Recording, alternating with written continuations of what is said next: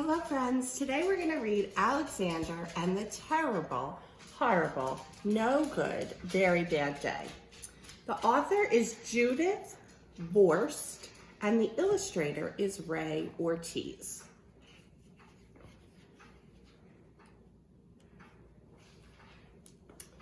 I went to sleep with gum in my mouth. Now there's gum in my hair. And when I got out of bed this morning, I tripped on the skateboard and by mistake, I dropped my sweater in the sink. While the water was running and I could tell it was going to be a terrible, horrible, no good, very bad day. Look at his messy room. At breakfast, Anthony found a Corvette Stingray car kit in his breakfast cereal box, and Nick found a junior undercover agent code ring in his breakfast cereal box. But in my breakfast cereal box, all I found was breakfast cereal. I think I'll move to Australia. Who do we know that went to Australia? In the carpool, Mrs. Gibson let Becky have a seat by the window. Audrey and Elliot got seats by the window too. I said, I'm being scrunched. I was being smushed. I said if I don't get a seat by the window, I'm going to get car sick. No one even answered. I could tell it was going to be a terrible, horrible, no good, very bad day. At school, Mrs. Dickens liked Paul's picture of the sailboat better than my picture of the invisible castle. At singing time, she said I sang too loud. At counting time, she said I left out 16. Who needs 16? I could tell it was going to be a terrible, horrible, no good, very bad day.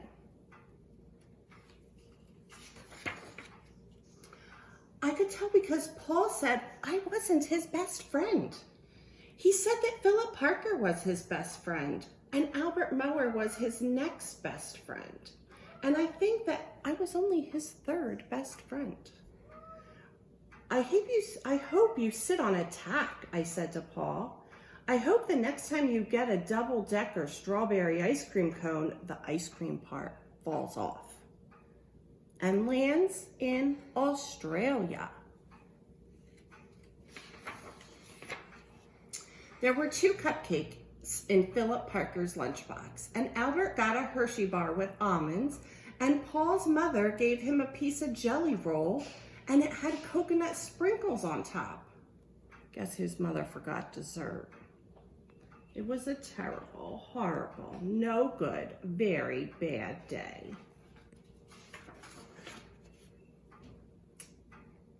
That's what it was, because after school, my mom took us to the dentist, and Dr. Fields found a cavity just in me. Come back next week and I'll fix it, said Dr. Fields. Next week, I'm going to Australia.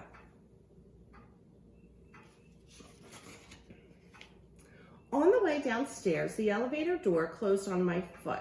While we were waiting for Mom to get to the car, Anthony made me fall where it was muddy, and then when I started crying because of the mud, Nick said I was a crybaby. While I was punching Nick for saying I was a crybaby, my mom came back with the front to the car. She scolded me for being muddy and for fighting. I'm having a terrible, horrible, no good, very bad day. I told everybody. No one even answered. So then we went to the shoe store to buy some sneakers. Anthony chose white ones with a blue stripe. Nick chose red ones with a white stripe. I chose blue ones with a red stripe, but the man in the shoe store said, we're all sold out. They made me buy plain white ones, but they can't make me wear them. When we picked up my dad at his office, he said I couldn't play with the copy machine, but I forgot.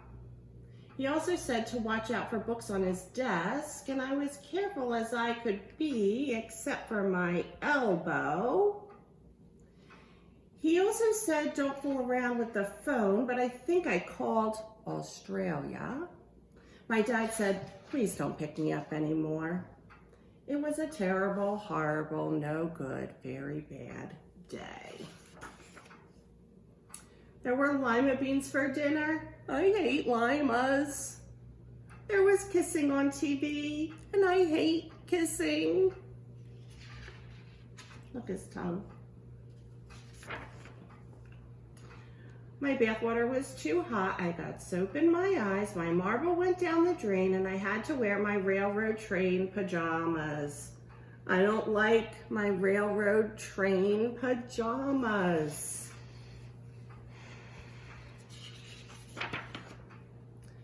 When I went to bed, Nick took back the pillow he said I could keep, and the Mickey Mouse nightlight burned out, and I bit my tongue. The cat wants to sleep with Anthony, not with me. It has been a terrible, horrible, no good, very bad day. My mom said some days are like that. Even in Australia. The end. Goodbye, friends.